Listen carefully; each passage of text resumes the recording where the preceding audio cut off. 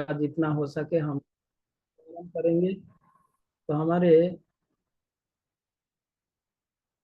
Course के बारे में थोड़ा बहुत आप लोगों को बताया गया है कि किस प्रकार से यह भक्ति शास्त्री कोर्स हम संपन्न करेंगे। वीकली 4 क्लास होंगे, Monday to Thursday.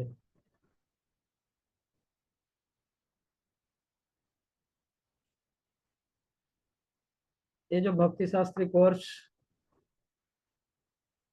Yes ISKCON के एजुकेशन बोर्ड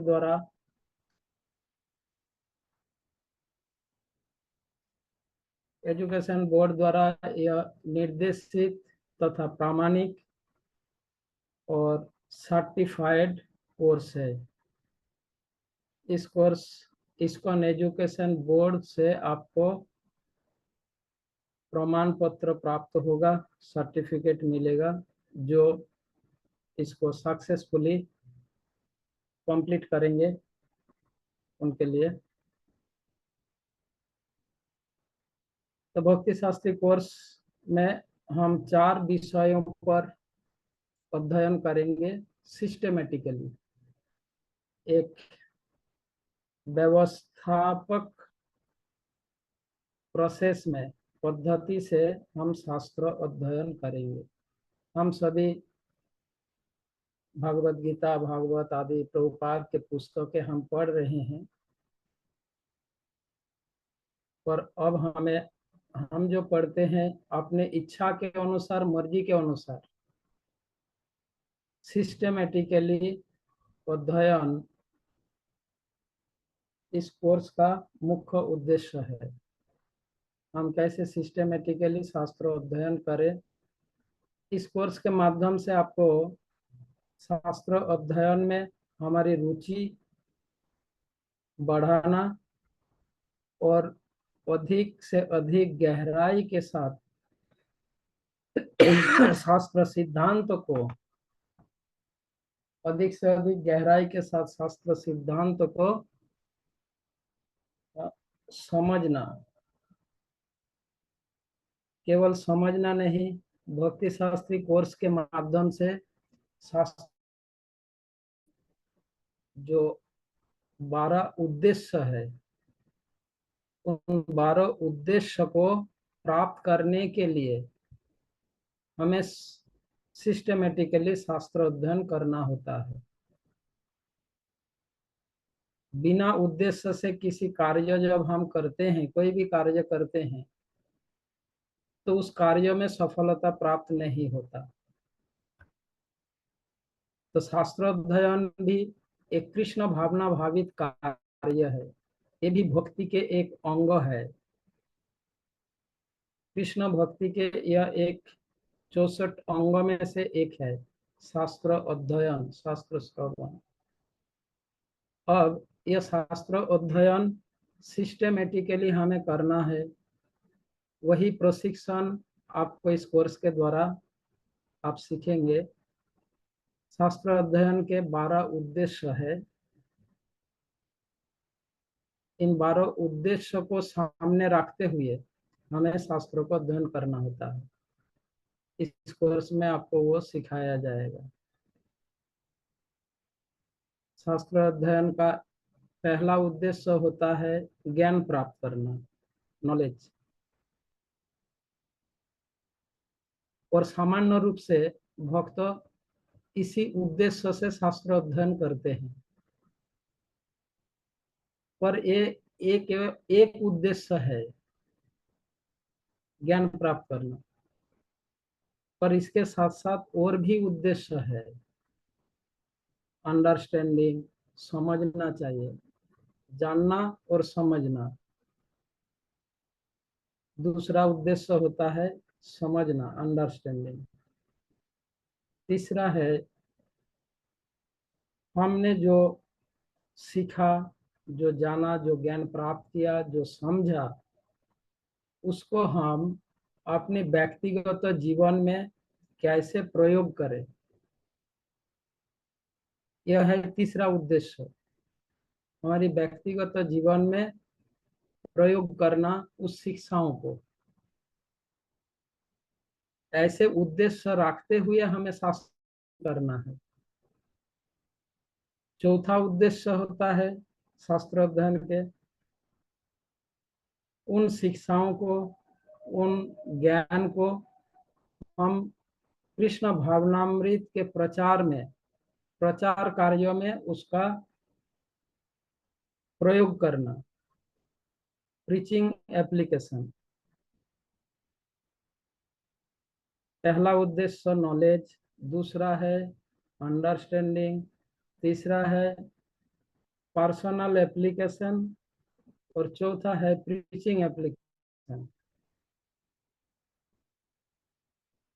फिर इस प्रकार से 12 उद्देश्य है। उन 12 उद्देश्य को स्टेप बाय स्टेप एक एक करके आप समझेंगे, जानेंगे। मैं संक्षेप में आज इसका इंट्रोडक्शन कर रहा हूँ कोर्स का। तो जैसे जैसे एक एक एम्स आएगा, जब भी पहला एम्स आएगा उसको डिस्कस किया जाएगा। अदरवाइज पहले इन 12 उद्देश्यों को हम थोड़ा संक्षेप में इस बारे में जान ले। जब हम शास्त्र अध्ययन करेंगे तो हमारे माइंड में ये 12 एम्स हमारे आंखों के सामने, मतलब आंखों एकदम आईना की तरह होना चाहिए, तभी आप शास्त्र अध्ययन का वास्तविक रिजल्ट प्राप्त कर पाएंगे। यदि हम उद्देश्य को भूलकर केवल अध्ययन करते हैं तो उसका परिणाम क्या होता है? उद्देश्य छोड़कर, उद्देश्य को भूल के, उद्देश्य छोड़ के जो अध्ययन, वो अध्ययन नहीं कहा जाता, उसे रीडिंग कहा जाता है, शास्त्र रीडिंग। और ऐसे शास्त्र रीडिंग आज हम पढ़ते हैं, कल भूल जाते हैं, 1 घंटा 2 घंटे बाद भूल जाते हैं। क्यों भूल जाते हैं? क्योंकि जब मैंने अध्ययन किया उस समय मेरे मन में, बुद्धि में कोई उद्देश्य नहीं थी। इस कारण मैंने जो पढ़ा, जो सुना, जो सीखा, वो सब भूल गया। अगर उद्देश्य मेरे मन में, बुद्धि में बने रहेगा और मैं अध्ययन करूंगा तो हमेशा के लिए हमारी स्मृति में, यादों में रहेगा और हम हमारे लिए उस शिक्षाओं को अप्लाई करना संभव होगा। इसीलिए शुरुआत में ही इसका अभ्यास करना होता है। जब मैं शास्त्र अध्ययन करूं तो क्यों अध्ययन करूं, किस लिए मुझे अध्ययन करना है, स्टडी करना है, पढ़ना किस लिए है। इस अध्ययन के 12 जो उद्देश्य है, उन 12 उद्देश्यों को जानना बहुत जरूरी है। केवल जानना नहीं, उसको हमारे माइंड में, दिमाग में हमेशा के लिए फिट रखना है। पढ़ते समय आंखों में आ जाएगा, अच्छा यह जो मैंने पढ़ा इसमें यह एम दिख रहा है, ये उद्देश्य यहाँ रहा है। आपको दिखाई देगा कि इस पैराग्राफ में प्रभुपाद तात्पर्य में जो लिखा है, या भगवान कृष्ण जो कह रहे हैं, या प्रभुपाद ने जो व्याख्या किए हैं, इस व्याख्या में या भगवान की कथन में या आचार्य की व्याख्या में इन 12 एम में से कौन सा एम इंडिकेट कर रहे हैं, कौन सा एम सूचित कर रहे हैं, ये आपको दिखाई देगा। और इस प्रकार से जब आप रिलेट करने में सक्षम होंगे, पढ़ते पढ़ते जब आप रिलेट करने में आप सक्षम होंगे तो आपको वो चीज आपको भी नहीं भूलेंगे। देखो, मैं, ये भगवत गीता है, मैं जस्ट कहीं से भी ऐसे ही एक पन्ना निकाल लिया, यहाँ से प्रभुपाद के तात्पर्य की, एक श्लोक के तात्पर्य से एक सेंटेंस पढ़ूंगा। पर अभी आपको पता नहीं है कि ये 12 लक्ष्य में से इसमें कौन सा लक्ष्य है, आप नहीं पहचान पाओगे। पर जब आप जान जाओगे 12 उद्देश्य को, तो पढ़ते पढ़ते आपके दिमाग में आ जाएगा, अच्छा इसमें प्रभुपाद जी इस एम के बारे में बता रहे हैं। आपके दिमाग में फिट हो जाएगा। अब ये जो मैंने जो 12 में से 4 बताया ना, क्या क्या 4 एम बताया? नॉलेज, अंडरस्टैंडिंग, और व्यक्तिगत प्रयोग, और प्रचार में प्रयोग। तो पढ़ते समय ही आपको दिखाई पड़ेगा, अच्छा प्रभुपाद यहाँ पर ये जो बात बता रहे हैं ये प्रीचिंग एप्लीकेशन की बात है, इस विषय को मैं प्रचार में प्रयोग कर सकता हूँ, या प्रचार में प्रयोग करने के लिए ही कहा गया है। अच्छा, ये बात मेरे व्यक्तिगत कृष्ण भावनामृत भक्ति जीवन में अप्लाई करने के लिए कहा जा रहा है। आपको दिखाई देगा, पहचान पाओगे, रिकॉग्नाइज कर पाएंगे आप कि 12 एम में से कौन सी एम इसमें आपको रिलेट कर रही है। इस तरीके से जब आप अध्ययन करेंगे तो आपका वो अध्ययन सफल होगा। अदरवाइज न्यूज़पेपर रीडिंग की जैसे आज पढ़ोगे 1 घंटा बाद भूल जाओगे। कल न्यूज़पेपर में क्या आया था याद नहीं है, पूरा न्यूज़पेपर पढ़ता है, हर रोज पढ़ता है, पर उसका याद नहीं रखते, कोई भी याद नहीं रखते, क्योंकि उसका कोई उद्देश्य नहीं है ना, कोई एम नहीं है, जस्ट रीडिंग। तो शास्त्र अध्ययन ऐसा नहीं करना। वही भक्ति शास्त्री कोर्स जो है, इसमें आपको शास्त्र अध्ययन का सिस्टमेटिकली उद्देश्य के साथ शास्त्र अध्ययन करने का प्रशिक्षण है। और इस कोर्स में भगवत गीता, भक्ति रसामृत सिंधु, उपदेशामृत और ईशोपनिषद, इन 4 विषयों का अध्ययन होगा, इन 4 पुस्तकों का।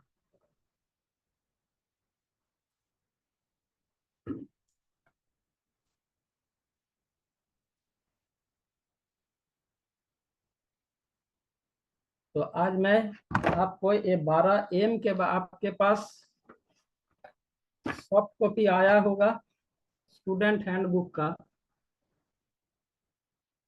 बट बहुत लेट आया, शायद आप लोग इसका प्रिंट आउट नहीं ले पाए आज। कल आप इसका प्रिंट आउट ले लीजिएगा, अपना अपना प्रिंट आउट निकाल लीजिए, और उसमें आपको ये 12 उद्देश्य मिल जाएगा। शास्त्र अध्ययन के जो 12 उद्देश्य है, पेज नंबर 6 नंबर पेज में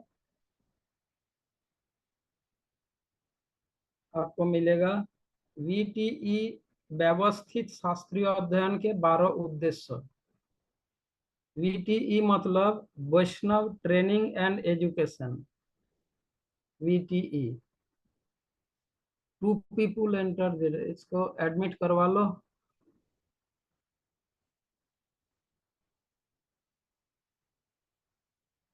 तो इसमें ये जो 12 उद्देश्य यहाँ पर दिया गया है, ज्ञान मतलब नॉलेज, अंडरस्टैंडिंग समझना, तीसरा है पर्सनल एप्लीकेशन, चौथा है प्रीचिंग एप्लीकेशन, पांचवा है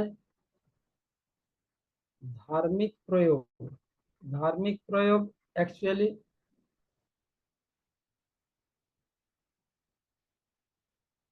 थियोलॉजिकल एप्लीकेशन इंग्लिश में, इसमें ट्रांसलेशन में जो शब्द है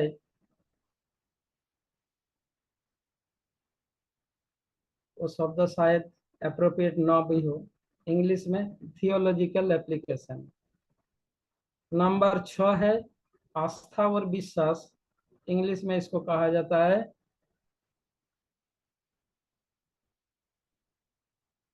faith and conviction. Faith and conviction, आस्था और विश्वास। 7वां उद्देश्य है शास्त्र अध्ययन के अथॉरिटी, शास्त्रीय प्राधिकार, अथॉरिटी। और 8वां उद्देश्य है मूल्यांकन, इवैल्यूएशन। इवैल्यूएशन। नंबर 9 जो है mood and mission.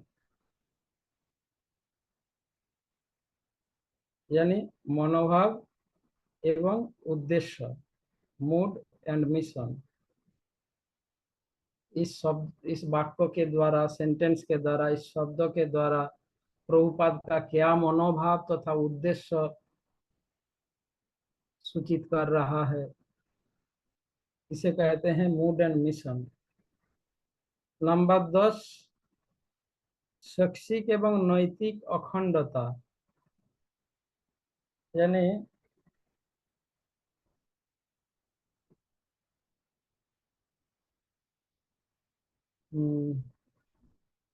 Academic and moral integrity, academic and moral integrity, शैक्षिक एवं नैतिक अखंडता। 11वीं है रेस्पॉन्सिबिलिटी, सीखने की जिम्मेदारी। और 12वां उद्देश्य है शास्त्र चक्षु। तो इन 12 उद्देश्य को माइंड में, बुद्धि में, मन में, बुद्धि में रखते हुए शास्त्र अध्ययन करना होता है।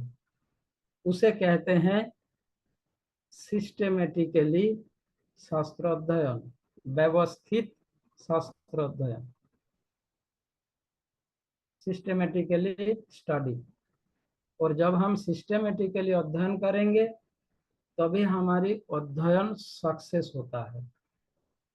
यानी इन उद्देश्य को रखते हुए, इन उद्देश्य को प्राप्ति के लिए हमें शास्त्र अध्ययन करना है। ठीक है, इसका एक्सप्लेनेशन एक दिन में आप नहीं समझ पाएंगे और धीरे धीरे इसे कोर्स के दौरान ही आपको समझाया जाएगा।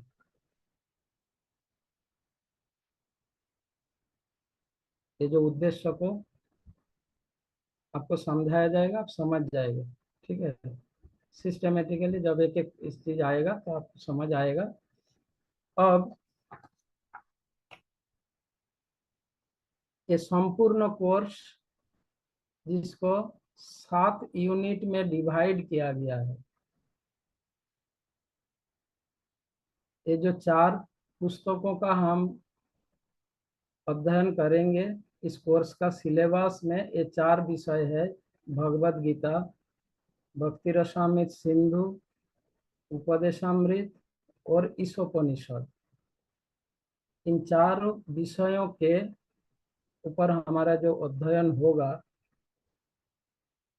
इसको कुल मिलाकर 7 यूनिट में विभाजित किया गया, 7 इकाई में इसको बांटा गया है। पहला यूनिट भगवत गीता के 1 से 3 अध्याय तक। ठीक है, फर्स्ट टू थर्ड चैप्टर। दूसरा यूनिट है 4 टू 6 चैप्टर। तीसरा यूनिट आएगा आपका भक्ति रसामृत सिंधु।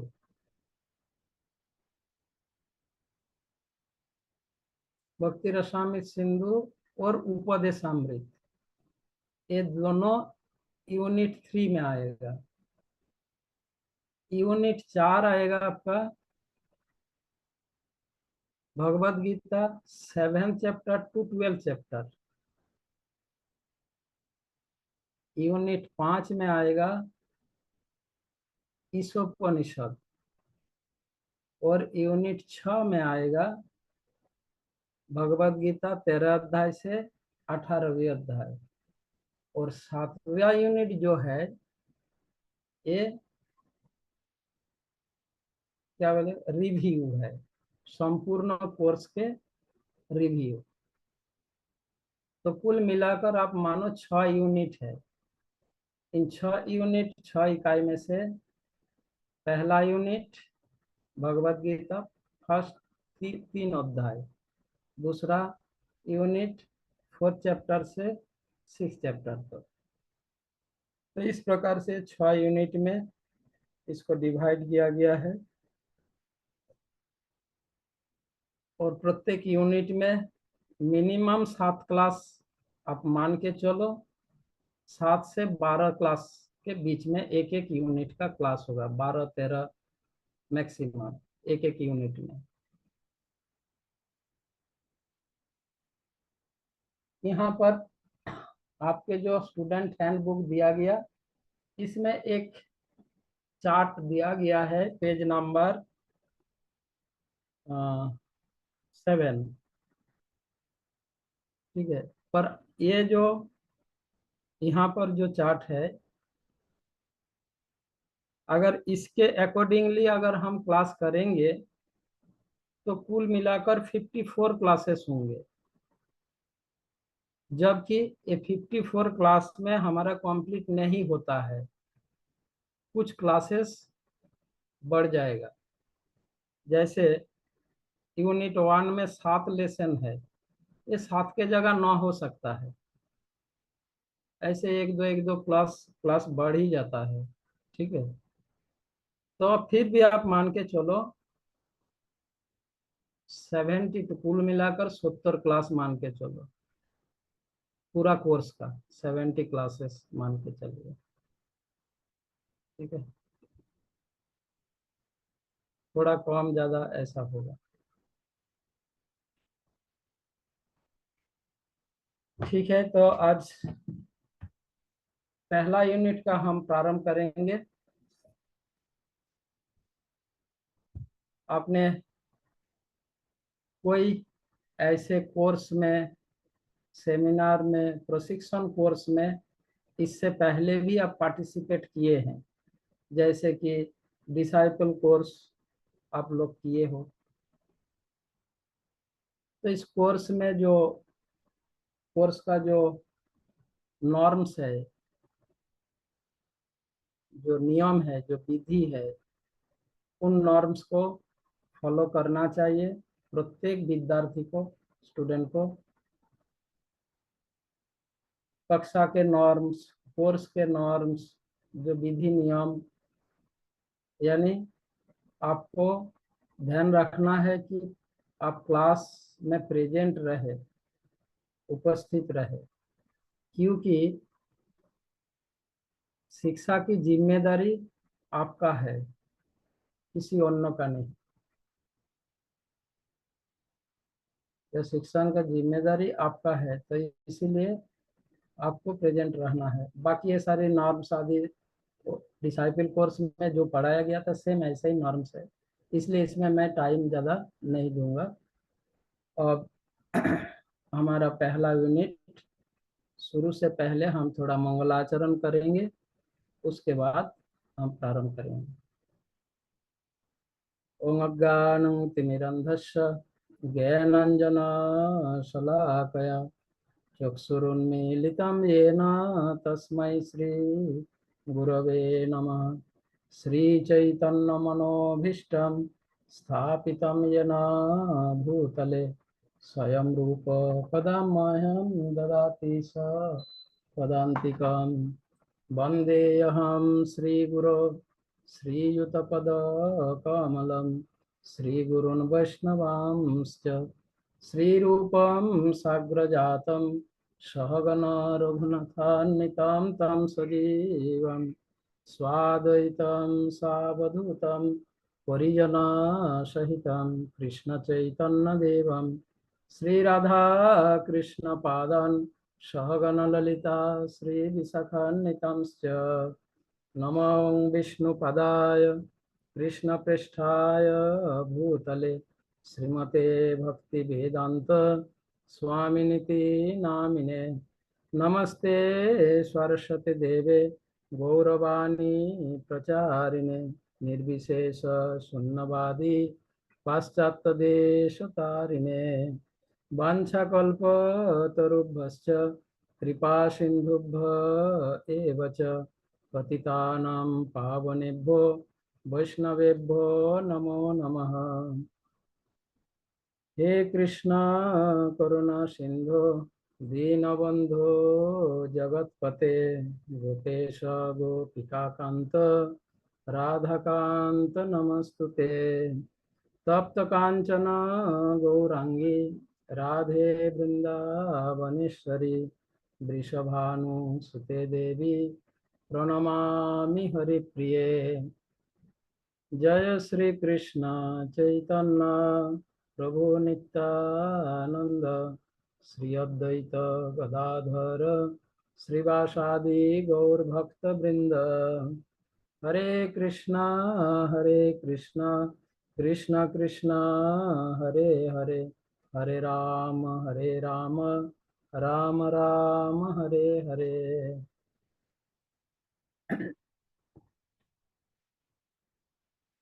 तो हमारा पहला यूनिट है, हाँ, कोर्स के बारे में एक और बात है। इस कोर्स में आपको आपका जो एग्जाम होगा, एक क्लोज बुक एग्जाम होगा, एक ओपन बुक एग्जाम होगा, और एक श्लोक टेस्ट ओरल एग्जाम होगा। 3 एग्जाम होंगे प्रत्येक यूनिट में। प्रत्येक यूनिट में ये 3-3 एग्जाम होंगे। 6 सेमिस्टर है आपके। प्रत्येक सेमिस्टर में एग्जाम होगा। जब तक आप एक सेमिस्टर क्लियर नहीं कर लेते, तब तक अगले सेमिस्टर में आप नहीं बैठ पाएंगे। ये ध्यान रखो। ये एक्चुअली यही इसका प्रोसेस है। और इसको अगर हम मेंटेन, इससे पहले मेंटेन इतना मैंने इसमें स्ट्रिक्टनेस नहीं रखा, जिस कारण बहुत से विद्यार्थी छूट गए, वो फिर से दोबारा आए। अगर इसमें, इस विधि में हम स्ट्रिक्ट रहेंगे, उदाहरण के लिए जवाहर जी, और भी है, कोई सारी है यहाँ पर, जो ऐसे 5-6 साल पहले ये लोग शुरू किया था, पर अभी तक नहीं किया, क्योंकि वो इस विषय में स्ट्रिक्ट नहीं थे। तो इस बार आपको यह ध्यान रखना है, बहुत ही स्ट्रिक्टली फॉलो होगा। पहला यूनिट आप क्लियर नहीं किया तो दूसरा यूनिट के क्लास आप अटेंड नहीं कर सकते, नहीं करवाया जाएगा। दूसरा यूनिट के एग्जाम में भी नहीं बैठ पाओगे। क्लास तो अटेंड अभी कर भी सकते हो, आपने फीस भरा है। दूसरा यूनिट में क्लास अगर आपको अलाउ भी किया जाए, पर एग्जाम में बैठने नहीं दिया जाएगा जब तक आप पहला यूनिट का क्लियर नहीं करोगे। और इस तरीके से क्या होगा, आपका पूरा यूनिट कंप्लीट होगा और आपका वो पड़ा रहेगा, मतलब बाकी सभी क्लियर होंगे, आप पड़े रहोगे। फिर से अगला बैच में फिर बैठोगे, फिर यही करोगे। ऐसा ही करते जाओगे, करते करते आपका बस समय चला जाएगा। इसीलिए ध्यान रखना है आपको। प्रत्येक यूनिट के अंत में जो एग्जाम होगा वो आपको क्लियर करना है। इसमें कोई एक्सक्यूज नहीं चलेगा, मैं बाहर चला गया था, एग्जाम नहीं दे पाया, ये नहीं वो नहीं। आपको एग्जाम डेट पहले से बताया जाएगा, और आपको एग्जाम एक मतलब यूनिट का क्लियर करना होगा। अगर नहीं करोगे, सेकेंड यूनिट में एग्जाम आप नहीं बैठ पाओगे, एक्सेप्टेड नहीं होगा, हॉल टिकट नहीं मिलेगा। सीधा भाषा में यही बोलते हैं ना, आपको सेकेंड सेमेस्टर का हॉल टिकट नहीं मिलेगा। ठीक है, यही सिस्टम है ना? क्या सिस्टम है?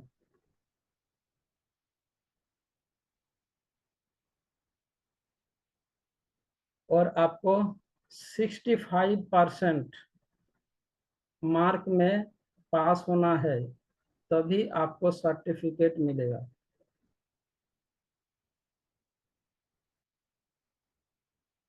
पास मार्क 65%। तो ये जो 3 तरीका के एग्जाम, जिसमें इन एग्जाम में आपका जो क्लोज बुक एग्जाम होगा, क्लोज बुक एग्जाम में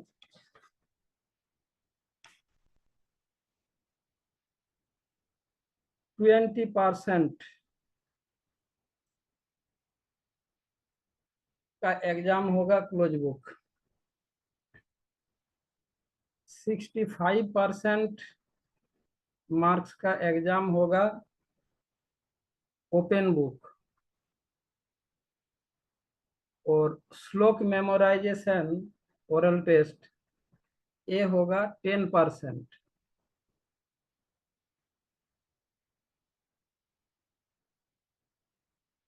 समझे?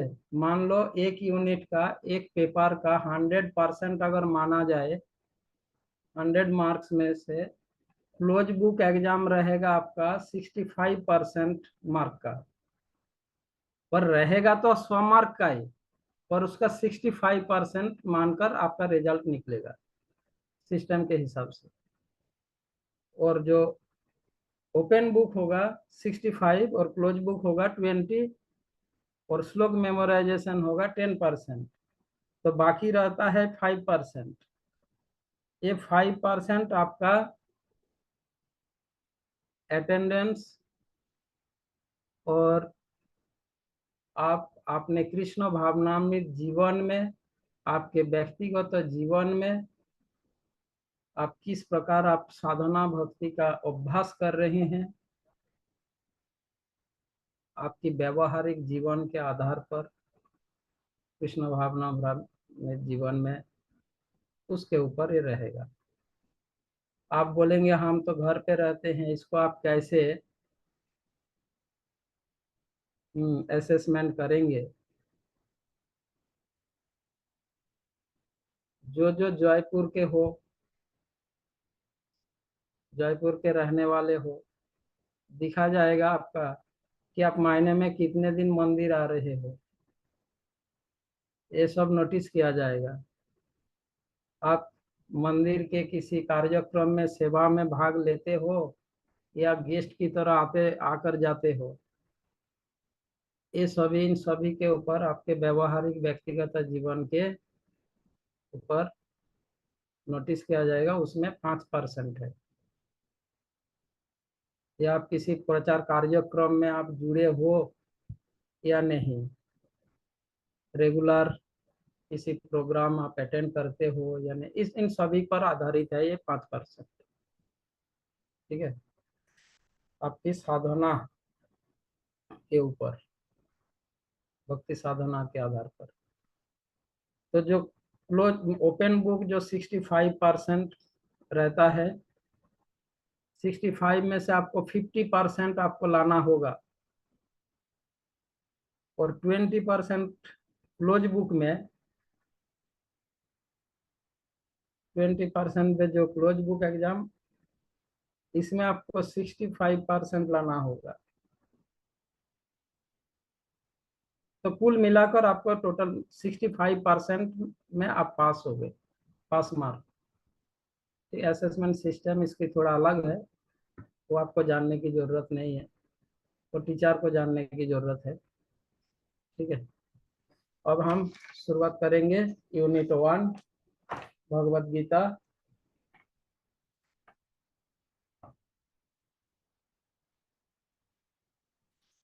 पहले हम भगवत गीता के भूमिका, इंट्रोडक्शन। श्रील प्रभुपाद भगवत गीता के विस्तृत इंट्रोडक्शन, भूमिका दिए हैं। भक्ति शास्त्री कोर्स के स्टूडेंट के लिए सफलतापूर्वक भक्ति शास्त्री कोर्स अगर आप संपन्न करना, कंप्लीट कर, सक्सेसफुली कंप्लीट करना चाहते हैं, तो आपको मेरी इस बात को अच्छे से फॉलो करना होगा। कौन सी बात? कल जो क्लास होगा, वो क्लास ज्वाइन करने से पहले आप पढ़ के आइए। पहले घर में पढ़ के आइए, फिर सुनने के लिए, क्लास सुनने के लिए बैठे। इसको आपको फॉलो करना ही होगा, तभी आप कैच कर पाओगे। और अगर आप नहीं पढ़ के केवल सुनने के लिए बैठोगे तो आपके लिए एग्जाम में पास होना बहुत डिफिकल्ट हो जाएगा। तो इस बात को अच्छा से आप लोग ध्यान रखिए। तो आज पहला क्लास है और ऑलरेडी आप लोग भगवत गीता पढ़े हैं, पढ़ रहे हैं। फिर भी ध्यान रखो, जो क्लास आज जहाँ तक हुआ अगले से आज बता दिया जाएगा, तो आपको पता चलेगा कल कहाँ से पढ़ा, मतलब क्लास शुरू होगा। आप पहले ही घर में पढ़ के आइएगा, वो आपके लिए सुविधा, मतलब सबसे क्लास के विषय नोट करना, ये करना सबसे आसान होगा। तो भगवत गीता की जो भूमिका है, श्रील प्रभुपाद ने भगवत गीता यथारूप, श्रीमद् भगवत गीता यथारूप की जो भूमिका दिए हैं, इस भूमिका को आप पढ़िए। ऑलरेडी आप पढ़ चुके हैं, फिर भी आपको और पढ़ना है। इस भूमिका में श्रील प्रभुपाद भगवत गीता के विषय वस्तु, भगवत गीता के विषय वस्तु यानी सब्जेक्ट मैटर, विषय वस्तु को व्याख्या किए हैं। भगवत गीता के जो सब्जेक्ट मैटर है, जो विषय वस्तु है, उसका व्याख्या दिए हैं। इसी भूमिका में श्रील प्रभुपाद भगवत गीता के 5 मुख्य विषयों का विस्तृत रूप से एक्सप्लेन किया है। आपको नोट करना है ये 5 मुख्य विषय क्या क्या जो इस भूमिका में प्रभुपाद ने एक्सप्लेन किए हैं। ये 5 मुख्य विषय, नंबर 1 ईश्वर,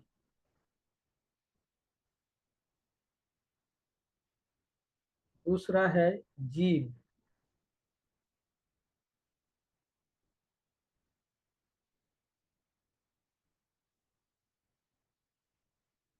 तीसरा है प्रकृति, नंबर 4 काल, और नंबर 5 है कर्म। ईश्वर, जीव, प्रकृति, काल एवं कर्म। संपूर्ण भगवत गीता में इन 5 विषयों पर डिस्कशन हुआ है। भगवान ने जो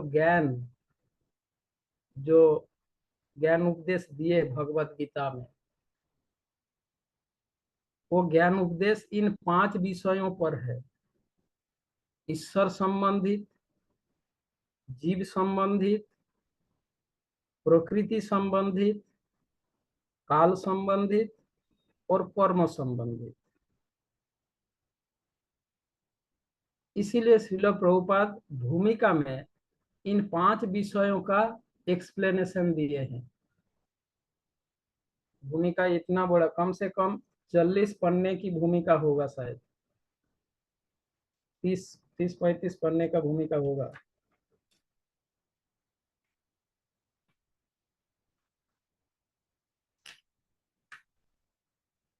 ट्वेंटी 29 पेजेस।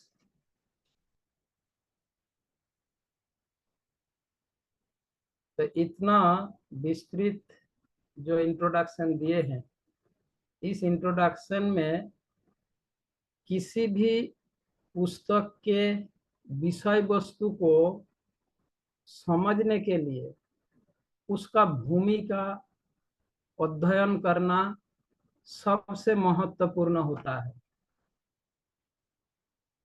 यदि कोई विद्यार्थी भूमिका को सही रूप से अध्ययन नहीं करता तो पुस्तक के विषयों को समझना उनके लिए बहुत डिफिकल्ट हो जाएगा। इसीलिए भूमिका को अध्ययन करना बहुत महत्वपूर्ण है। जो भी, तो ये जो 5 विषयों पर प्रभुपाद एक्सप्लेन किया है भूमिका में, इसको आप घर में अच्छे से पढ़िए। मैं थोड़ा एक एक दो दो सेंटेंस में इसको थोड़ा मैं ये करूंगा।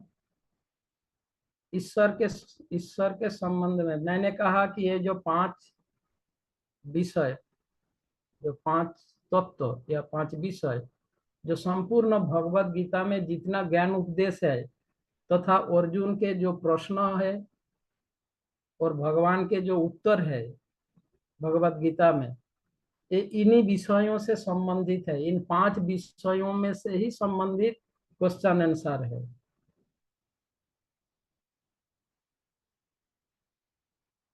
तो उन 5 विषय में से पहला नंबर है ईश्वर। ईश्वर शब्द का अर्थ नियंता, ठीक है, परम नियंता। ईश्वर शब्द का सामान्य अर्थ नियंता, कंट्रोलर। भगवान श्री कृष्ण सब कुछ का परम नियंता है, कंट्रोलर है। भूमिका में प्रभुपाद इसको एक्सप्लेन किए हैं। उन शास्त्रों के, हाँ, उद्धरण प्रमाण के साथ, उन वैदिक शास्त्रों के प्रमाण के साथ प्रभुपाद व्याख्या किए हैं इस पॉइंट को, इस विषय को। ईश्वर यानी परम नियंता। कृष्ण सब कुछ के परम नियंता है, कंट्रोलर है। इसके साथ साथ प्रभुपाद ईश्वर संबंध में इस बात को भी व्याख्या किए हैं कि कृष्ण पूर्ण ज्ञानमय तथा सर्वज्ञ, पूर्ण नियंता, परम नियंता और पूर्ण ज्ञानमय और शाश्वत, नित्य, एब्सोल्यूट, इटर्नल। इन सभी ईश्वर के जितने भी क्या बोलते हैं, जितने भी उनकी, भगवान की जितनी विशेषता है, जो विभूतियां हैं, जो ऐश्वर्य है, इन सभी का विश्लेषण दिए हैं भूमिका में। तो ईश्वर तत्व यानी ये विषय जिसमें भूमिका में प्रभुपाद ने मुख्यतः ये 3 विषयों पर उन्होंने एक्सप्लेन किया। जब आप पढ़ेंगे आपको पता चल जाएगा। अगर पढ़ के आते तो आपको दिमाग, हाँ इस पैराग्राफ में तो इसी विषय में कहा प्रभुपाद ने, आपको याद आ जाता।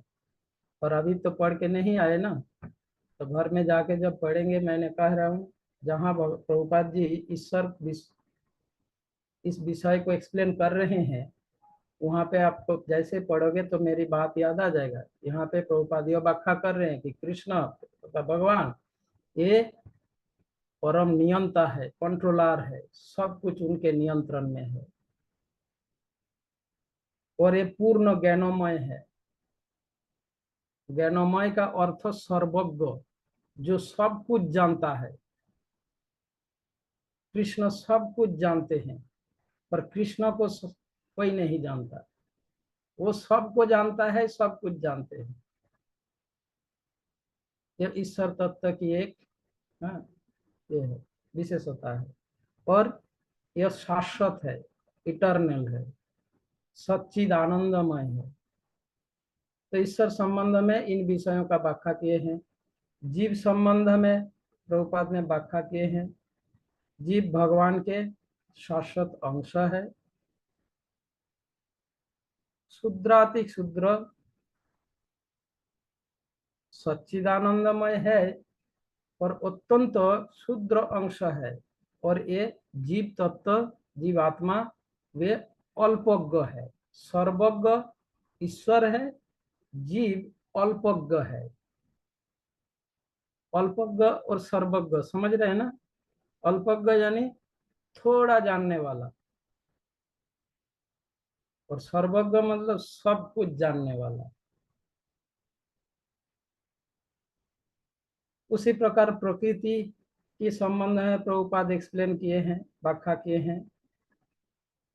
भौतिक प्रकृति, यहाँ प्रकृति का अर्थ जड़ा प्रकृति यानी मैटेरियल एनर्जी, भौतिक प्रकृति। ये सत रज तमो तीन गुण द्वारा, तीन गुण समन्वित जड़ा प्रकृति, भौतिक प्रकृति, मैटेरियल एनर्जी। ये प्रकृति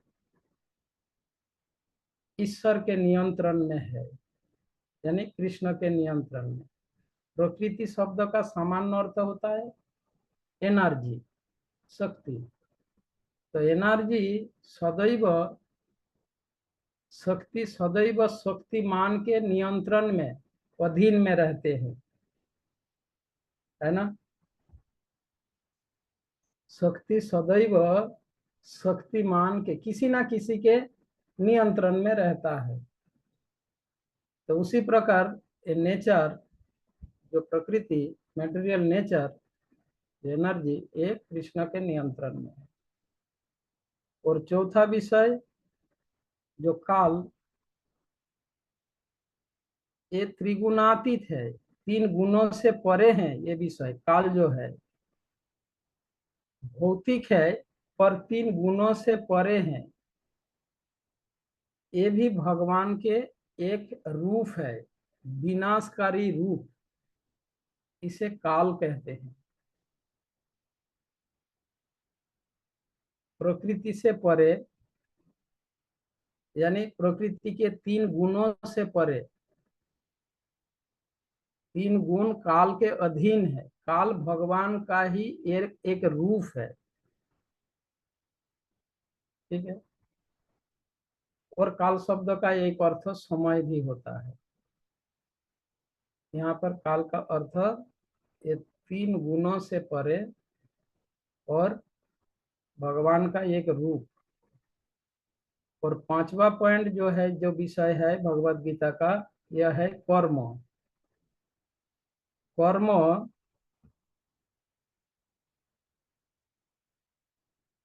भौतिक शरीर प्राप्ति के लिए, जो जीवात्मा जिस कारण भौतिक शरीर प्राप्त करता है उसको कर्म कहते हैं। जीवात्मा को जिस कारण से भौतिक शरीर प्राप्त होता है उस कारण को कर्म कहलाते हैं। बाकी आगे चलकर इन सभी शब्दों का और एक्सप्लेनेशन और विस्तार से आप लोग जानेंगे, समझेंगे गीता में। जस्ट मैं संक्षेप में बता रहा हूँ, एक एक दो सेंटेंस में। कर्म वो है, 8वीं अध्याय में भगवान अर्जुन पूछेंगे भगवान से, किं तद ब्रह्म किम अध्यात्म किं कर्म पुरुषोत्तम, कर्म क्या है पूछेंगे, भगवान एक्सप्लेन करेंगे।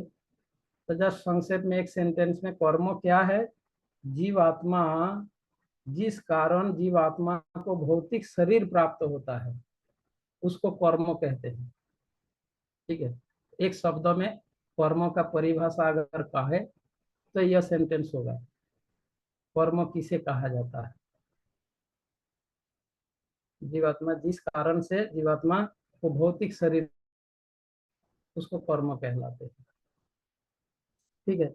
अब ये जो 5 तत्व, 5 विषय, ईश्वर, जीव, प्रकृति, काल और कर्म, इनमें से इस पहला 4 जो विषय है, ईश्वर, जीव, प्रकृति और काल, ये इटर्नल है, नित्य है। और कर्म ये अनित्य है। कर्म अनादि है पर अनित्य है, अनादि काल से है पर इसका विनाश होता है। पर बाकी पहला जो 4 विषय ये इटर्नल है, शाश्वत है। ईश्वर, जीव मतलब जीवात्मा, प्रकृति, काल ये चार विषय शाश्वत है, नित्य है, इटर्नल है। और कर्म अनादि है पर अनित्य है।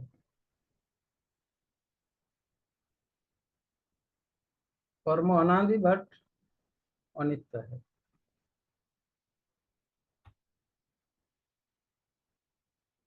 तो ये संपूर्ण भगवत गीता में इन पांच विषयों के संबंध में ही ज्ञान उपदेश तथा प्रश्न उत्तर जो भी आप कहे, इन पांचों विषय पर आधारित है। अब ये संपूर्ण भगवत गीता हम कुछ इकाई में डिवाइड करके हम अध्ययन करेंगे, जो मैंने पहले कह चुका हूँ। तो इसको 3 शतक में डिवाइड किया गया है, 6 अध्यायों में। आचार्य ने, पूर्व आचार्यगण भगवत गीता के 18 अध्याय को 6 अध्यायों में विषयों में डिवाइड कर किया है अपने टीका में, पूर्वाचार्यगण। जैसे पहला जो 6 अध्याय है, इन 6 अध्यायों में जीवों के स्वरूप के बारे में वर्णन किया गया है, जीवों के कर्तव्य के बारे में बताया गया है, और जीव अपने स्वरूप, सच्चिदानंदमय स्वरूप में कैसे उन्नीत होंगे, उसके लिए निष्काम कर्म योग के पद्धति का वर्णन किया गया है। पहला 6 अध्याय में जो ज्ञान उपदेश है, वो ज्ञान उपदेश किस विषय पर आधारित है? इसमें जीवों के स्वरूप, जीव भगवान के अंश है, जीवों के स्वरूप को बताया गया, जीवात्मा के कर्तव्य कर्मों के बताया गया, और जीवात्मा अपने एक्चुअल आइडेंटिटी में कैसे आइडेंटिटी को प्राप्त करे तथा अपना स्वरूप में कैसे स्थित हो सके, उसके लिए निष्काम कर्म योग का प्रोसेस का वर्णन किया गया है। निष्काम कर्म योग के माध्यम से जीवात्मा आत्म तत्व ज्ञान प्राप्त करके स्वरूप में स्थित हो पाएंगे, यानी आत्म साक्षात्कार लाभ कर पाएगा। उसका प्रोसेस, एक जीवात्मा, एक व्यक्ति कैसे आत्म साक्षात्कारकारी बन सकेंगे, उसका उपाय, उसका प्रोसेस पहला 6 अध्यायों में बताया गया है।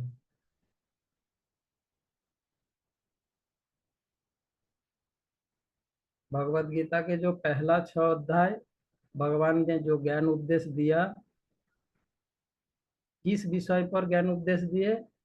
जीवों के स्वरूप के बारे में, उनके कर्तव्य कर्म के बारे में, और कैसे वो अपने स्वरूप में उन्नीत हो सके, यानी आत्म साक्षात्कारकारी बन सके, उसका प्रोसेस। वो प्रोसेस है निष्काम कर्म योग।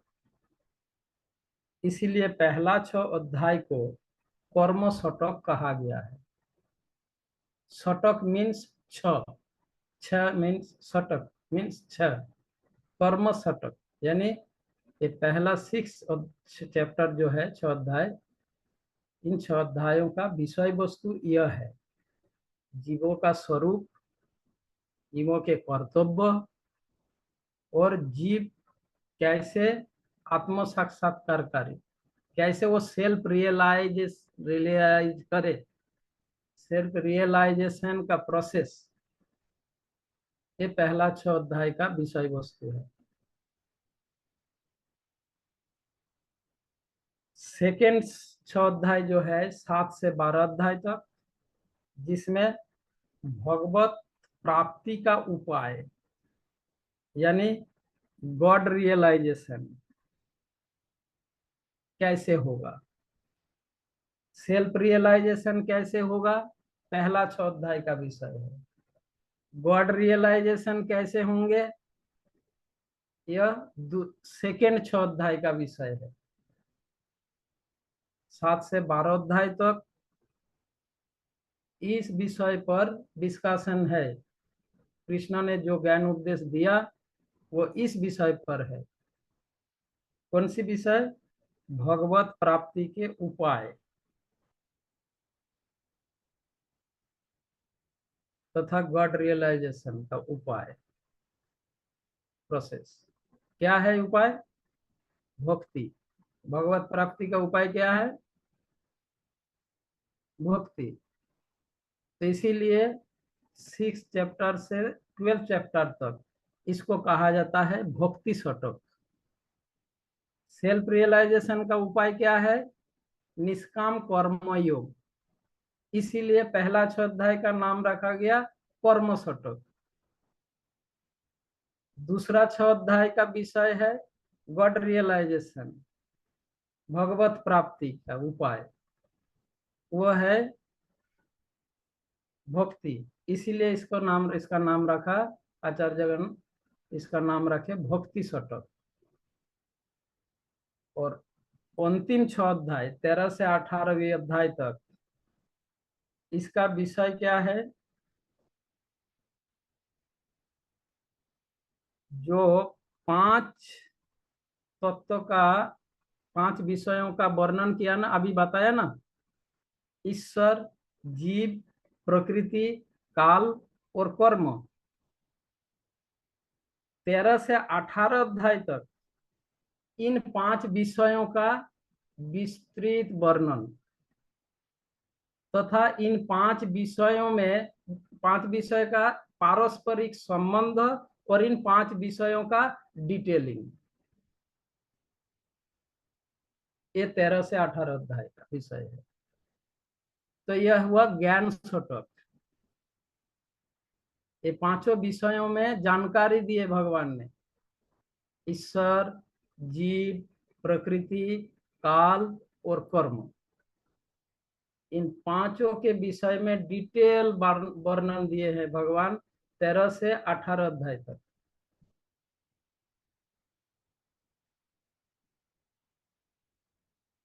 तथा इन 5 के पारस्परिक संबंध भी बताया डिटेल वर्णन के साथ।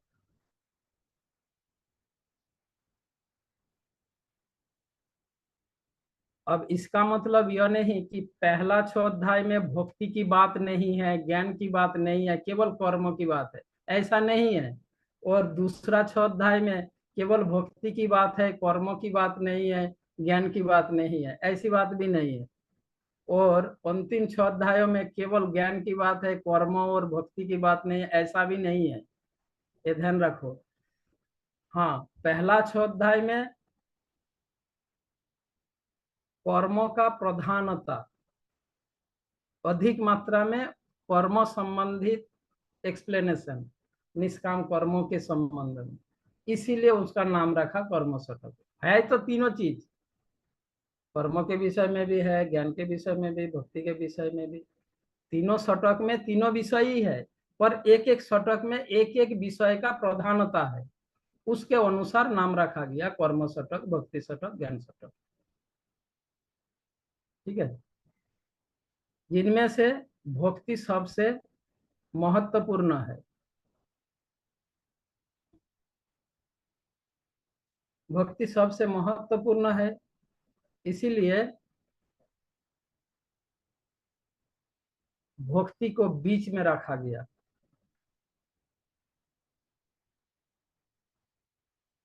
किसी मूल्यवान सामग्री को व्यक्ति कहाँ सुरक्षित रखते हैं? तिजोरी में रखते हैं, है ना, सुरक्षित रखते हैं। ठीक उसी प्रकार भक्ति एक कर्म तथा ज्ञान से भी अधिक महत्वपूर्ण मूल्यवान सामग्री जैसे है, इसलिए इस विषय को मिडिल में रखा गया है। चलो, तो यह भूमिका का ये विषय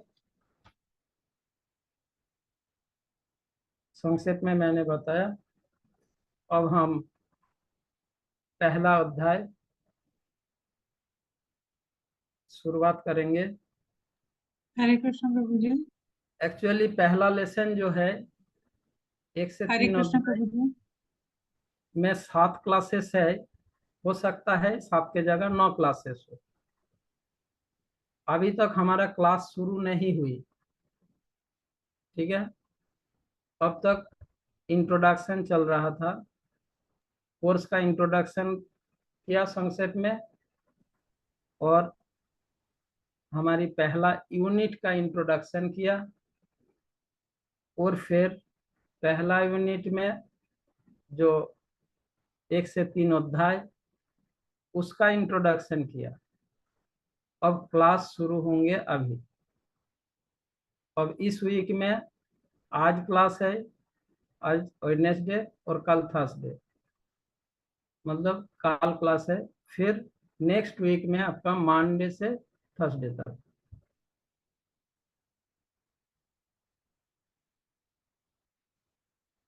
तो पहला अध्याय, इसका मैं समरी, सारांश या ओवरव्यू आप ध्यान से सुनो।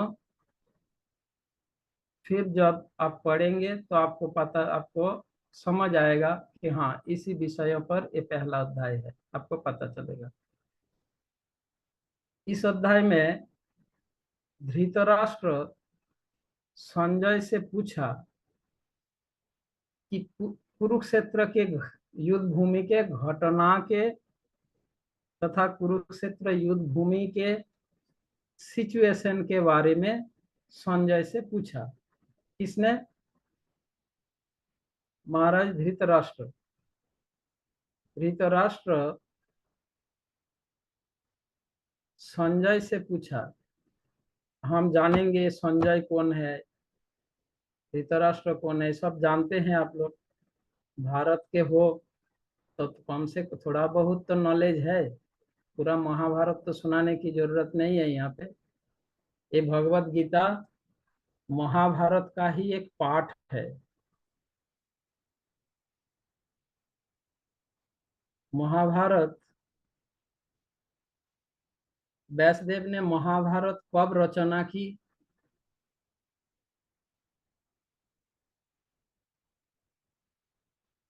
जब व्यासदेव ने चारों वेदों को संकलन किए, उसके बाद उन्होंने विचार किया कलियुग में ये वेद पढ़कर समझने वाला कोई नहीं होंगे। इसीलिए उन्होंने 4 वेद संकलन करके वो सेटिस्फाई नहीं हुए, तो उन्होंने वेदों के सार को लेकर उपनिषद लिखे।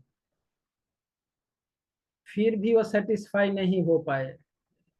फिर उपनिषद को सारे उपनिषदों का सारांश लेकर ब्रह्मसूत्र लिखे।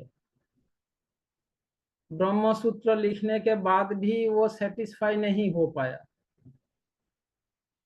तब उन्होंने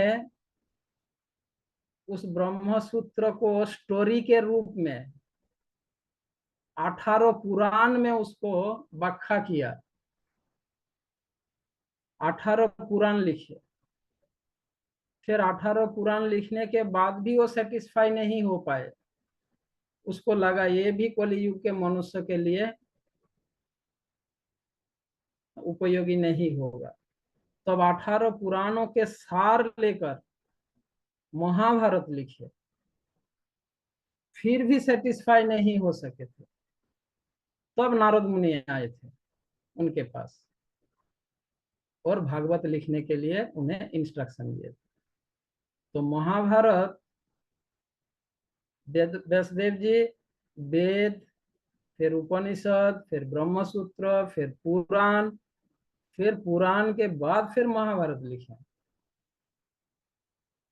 उसी महाभारत के भीष्म पर्व, जिसमें 18 पर्व है,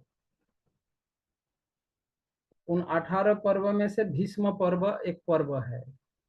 आदि पर्व, वन पर्व आदि, ऐसे भीष्म पर्व के 25वीं अध्याय से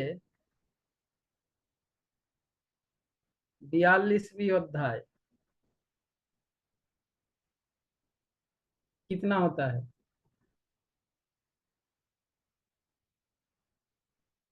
25वीं अध्याय से 42वीं अध्याय तक भीष्म पर्व के, महाभारत में जो भीष्म पर्व है उसमें 25वीं 25th चैप्टर से 42 चैप्टर तक जो है वही है भगवत गीता। यानी ये महाभारत के एक पार्ट है, एक अंश है। इस भगवत गीता को गीतोपनिषद कहा जाता है। महाभारत को पंचम वेद कहा जाता है, पांचवी वेद। क्यों? 4 वेदों का इतना एक्सप्लेन करने के बाद सारे जिस्ट लेकर महाभारत लिखे थे, तो इसीलिए इसको पंचम वेद कहा जाता है। और वेदों के जो सार होता है वो उपनिषद, तो महाभारत के सार है ये भगवत गीता, इसीलिए गीता को गीतो उपनिषद कहा जाता है।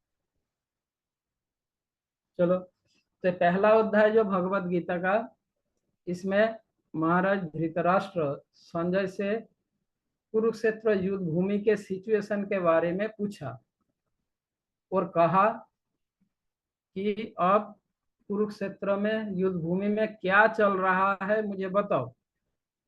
अब संजय ने धृतराष्ट्र के समक्ष वर्णन किया। क्या बताया संजय? संजय ने दुर्योधन के कूटनीति के बारे में, उनके डिप्लोमेसी के बारे में, उनके वाक चातुरता के बारे में बताया धृतराष्ट्र को।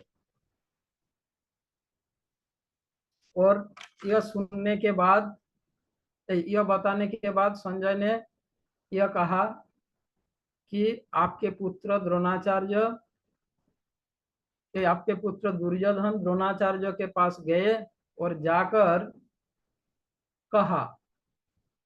क्या कहा वो बताया संजय, जो हम आगे चलकर पढ़ेंगे। उसके बाद संजय ने कहा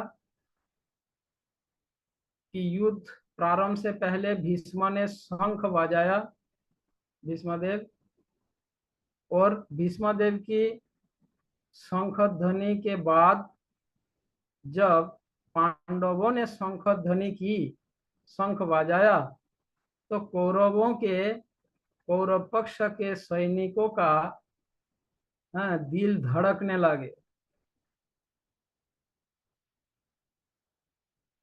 इस प्रकार से संजय कौरव पक्ष का पराजय निश्चित है यह सूचित किया धृतराष्ट्र के समक्ष।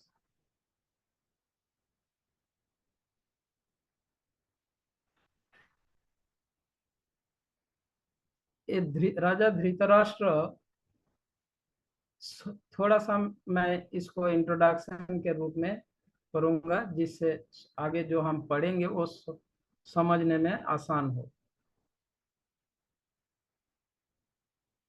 भगवत गीता का पहला अध्याय जो है, यह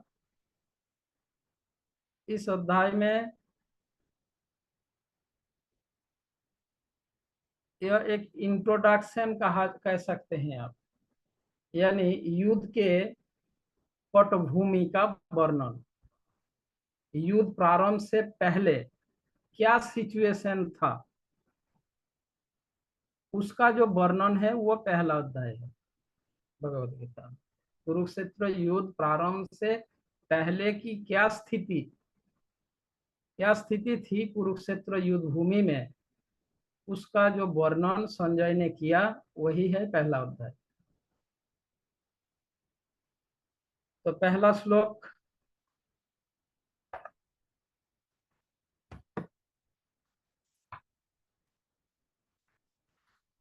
धृतराष्ट्र उवाच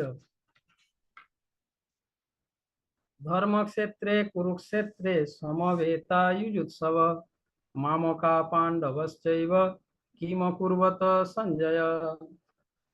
धृतराष्ट्र ने कहा, हे संजय, धर्मभूमि कुरुक्षेत्र में युद्ध की इच्छा से एकत्र हुए मेरे तथा पांडु के पुत्र ने क्या किया। तो धृतराष्ट्र राजा संजय से ये पूछ रहे हैं कि संजय, मेरे पुत्र और पांडु के पुत्र युद्ध करने की इच्छा से जो कुरुक्षेत्र में जाके एकत्रित हुए, वो लोग कर क्या रहा है मुझे बताओ। धृतराष्ट्र यह पूछे, कहाँ पूछे? हस्तिनापुर के राजमहल में बैठकर। अब वो जहाँ है, धृतराष्ट्र जहाँ है, संजय भी वही है, तो कैसे बताएगा? क्योंकि संजय को दिव्य दृष्टि प्राप्त हुआ था वैष्णदेव के आशीर्वाद से। ऐसे आशीर्वाद उन्हें कब और कैसे मिले? जब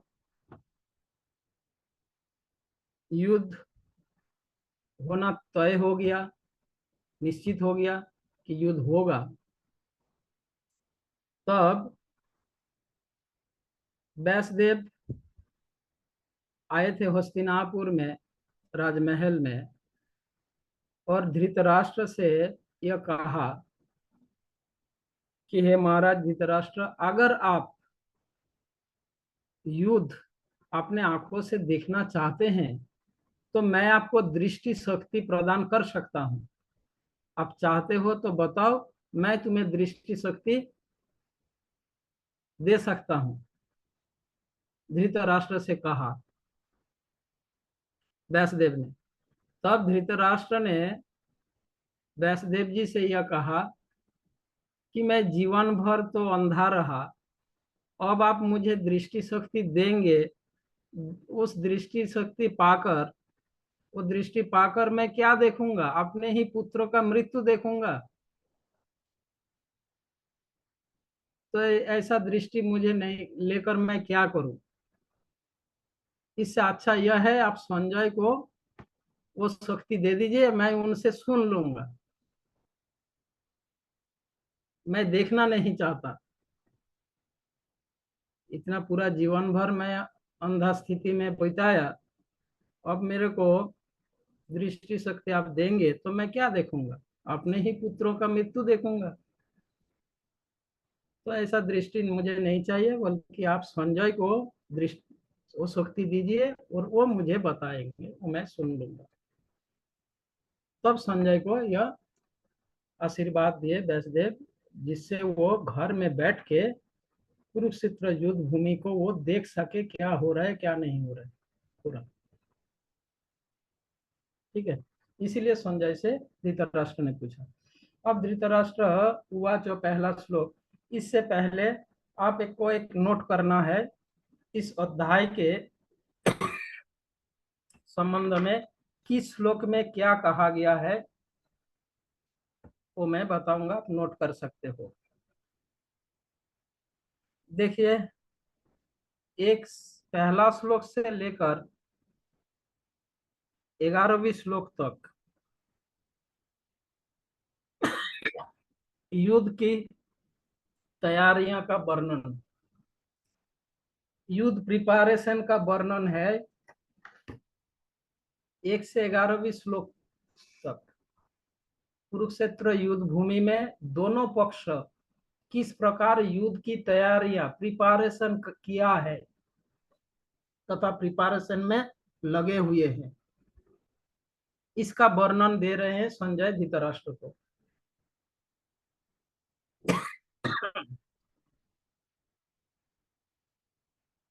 धृतराष्ट्र ने पूछा पहला श्लोक में, और दूसरे से लेकर 11वीं श्लोक तक क्या वर्णन है? युद्ध की प्रिपरेशन का वर्णन, दोनों पक्ष किस प्रकार प्रिपरेशन किया है तथा कर रहा है, इसका वर्णन दे रहे हैं संजय। ये दूसरी श्लोक से 11वीं श्लोक तक। पहला श्लोक में धृतराष्ट्र ने पूछा और दूसरी श्लोक से संजय वर्णन करना प्रारंभ किया। 12वीं श्लोक से 20वीं श्लोक तक संजय ने वर्णन किया कि पांडव पक्ष का विजयों का संकेत, विजय संकेत का वर्णन किया कि पांडवों का विजय निश्चित है। उन संकेत का, उनके पांडवों के विजय संकेत का वर्णन किया संजय ने 12 से 20वीं श्लोक तक। ठीक है, 21 से 27वीं श्लोक तक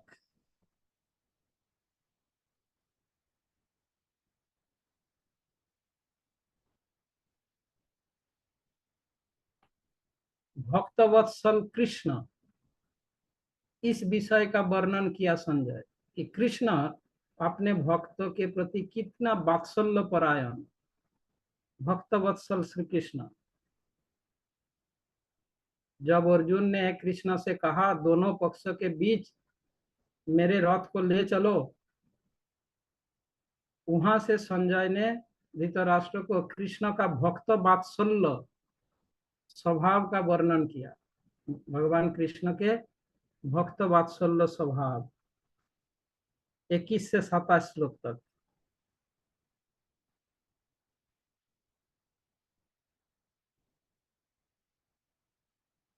फिर 28 से 46,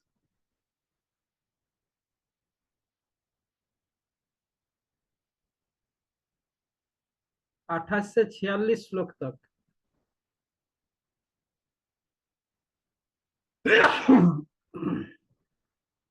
अर्जुन युद्ध न करने का, अर्जुन का युद्ध न करने का तर्क वर्णन हुआ है। भगवान कृष्ण से उन्होंने तर्क रखा कि वो युद्ध नहीं करेगा।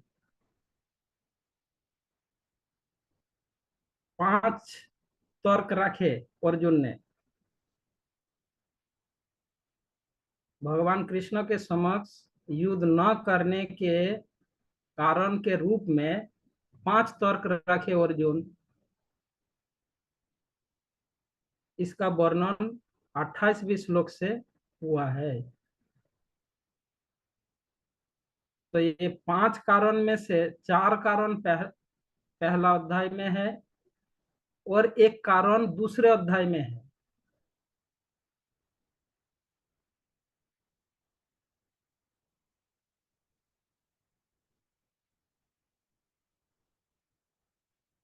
किस किस को समझ आया अभी मैंने जो कहा?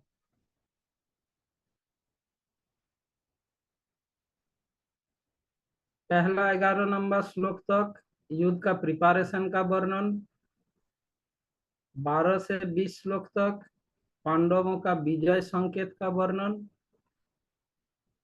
और 21 से 27वें श्लोक तक भक्तवत्सल भगवान श्री कृष्ण, इस विषय में संजय ने वर्णन किया। और 28 से 46 तक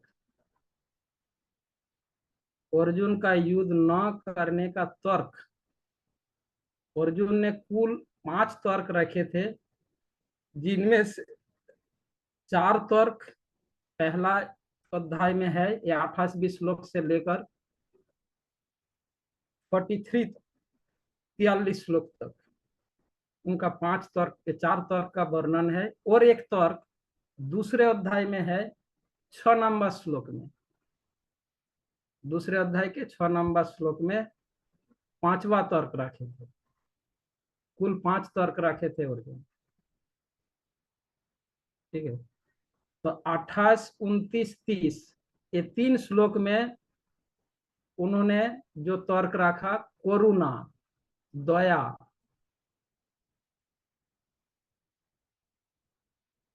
अर्जुन के करुणा तथा दया का वर्णन हुआ है। करुणा के कारण, दया के कारण सब लोग मर जाएगा, मुझे पाप लगेगा, ऐसा पाप ने दया का वर्णन हुआ है। 28, 29, 30। 31 से 35 तक सुख भोग के युद्ध करके मुझे क्या सुख मिलेगा, जब सब मर जाएगा तो राज्य लेकर मैं क्या करूं, सुख भोग के बारे में बताया। और 36, 37, 38 ये 3 श्लोकों में पाप का भय, ये तर्क रखा कि मुझे पाप लगेगा, नरक में जाना पड़ेगा। और 39 से 43 ये 5 श्लोक जो है, इसमें कुल नष्ट पर, कुल नष्ट होने का तर्क रखा, कुल नष्ट हो जाएगा।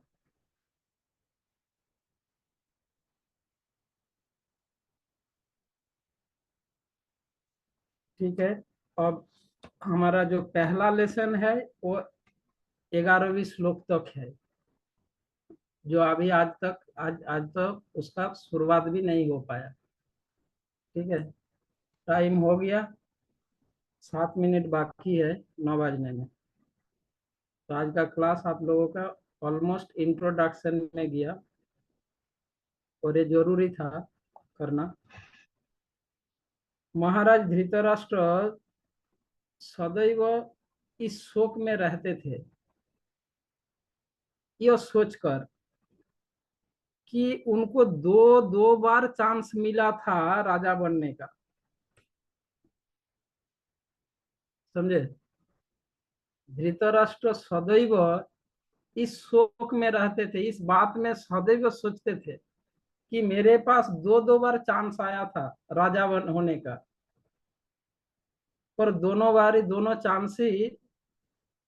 चांस ही उनसे मिस हो गया। इस बात को लेकर वो हमेशा सोचते थे धृतराष्ट्र। पहली बार उसको चांस मिला था क्योंकि वो बड़े बड़े पुत्र थे, ज्येष्ठ पुत्र था, है ना।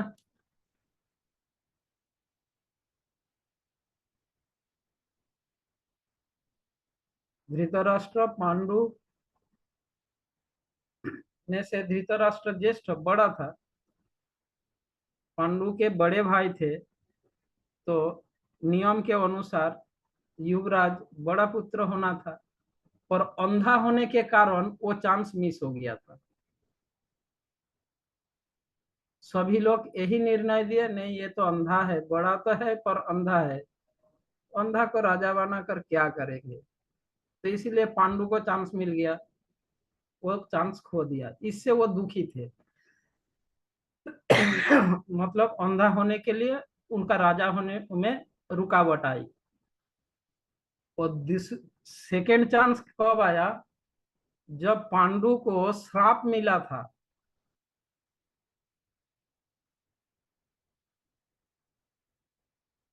जब पांडु को श्राप मिला था तब पांडु क्या किया था? वानप्रस्थ ले लिए थे। तब महाराज पांडु वानप्रस्थ लेकर वन में चले गए थे, तो राजा बने थे धृतराष्ट्र। पर वो भी क्योंकि पांडु एक तो वानप्रस्थ में चले गए थे और उनका कोई पुत्र भी नहीं था, तब तक पांडु का कोई पुत्र नहीं था, और उन्हें श्राप मिला था, इसीलिए वो वानप्रस्थ में चले गए थे। तो उनको धृतराष्ट्र का फिर से चांस मिला राजा होने का। पर वानप्रस्थ में जाने के कुछ दिनों के बाद पांडु को पुत्र प्राप्त हो गया था वन में रहते समय। जब पुत्र मिल गया देवताओं के कृपा से पांडु को 5-5 पुत्र मिल गया। कुंती और माद्री के साथ वो तो वानप्रस्थ में चले गए थे वन में, पर देवताओं के कृपा से वहीं वन में उनको 5-5 पुत्र मिल गया। यह जब सूचना मिले तो उनका वो दूसरा चांस भी खो गया था, क्योंकि राजा तो पांडु तो राजा थे, अब राजा के पुत्र राजा होगा। अब धृतराष्ट्र के पुत्र का राजा होने का चांस भी गया, धृतराष्ट्र का तो चांस गया ही, उनके पुत्र का चांस भी चला गया। इसीलिए धृतराष्ट्र बहुत दुखी थे, हमेशा सोचते थे, और पांडवों को खत्म करने के लिए हमेशा वो प्लान करते थे, योजनाएं बनाते थे। ये एक्चुअली उनका यह पारिवारिक घटना है। एक पारिवारिक घटना से हमें कितना शिक्षणीय विषय मिलती है, यह है वैदिक शास्त्र। जो भी है, तो कल क्लास में हम 1 से 11वीं श्लोक के विषयों का डिस्कस करेंगे। 1 से 11वीं श्लोक तक क्या विषय है? युद्ध का प्रिपरेशन। ये हमारा पहला लेसन है। मैं जैसे जैसे श्लोक दिया ऐसे वैसे ही लेसन है, तो 7 लेसन देखो मैंने डिवाइड कर दिया। 7 लेसन कहाँ से कहाँ तक है। पहला लेसन 1 से 11 श्लोक तक, दूसरा लेसन 12 से 20 श्लोक तक, दूसरा क्लास, तीसरा क्लास होगा 21 से 27, चौथा 28 से 30। पर इसमें कुछ आगे पीछे हो सकता है, तो 7 के जगह 8 भी हो सकता है, 9 भी हो सकता है, 7 में भी कंप्लीट हो सकता है। नहीं होगा 7 में कंप्लीट, पर 8-9 तक क्लास तक जाएगा। ठीक है, किसी का कोई प्रश्न हो तो पूछ सकते हैं। आज तो हमारा क्लास शुरुआत नहीं हुआ, कल से शुरू करेंगे।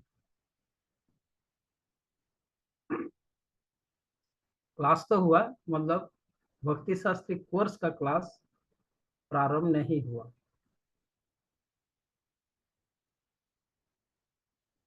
क्या प्रश्न है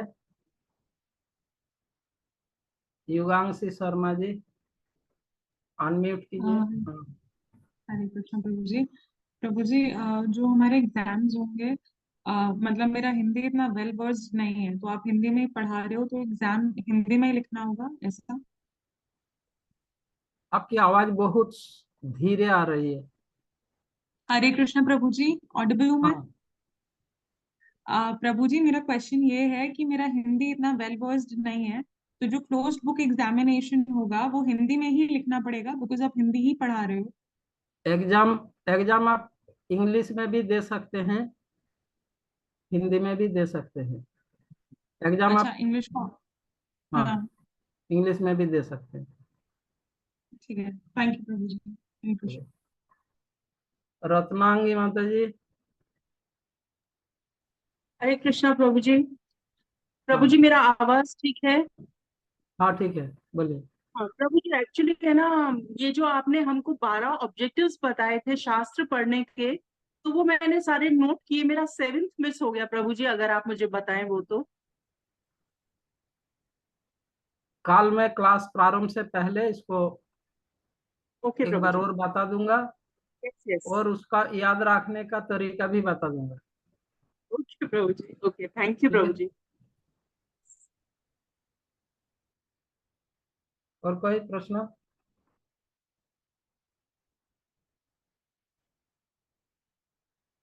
ठीक है, जय श्रील प्रभुपाद की जय।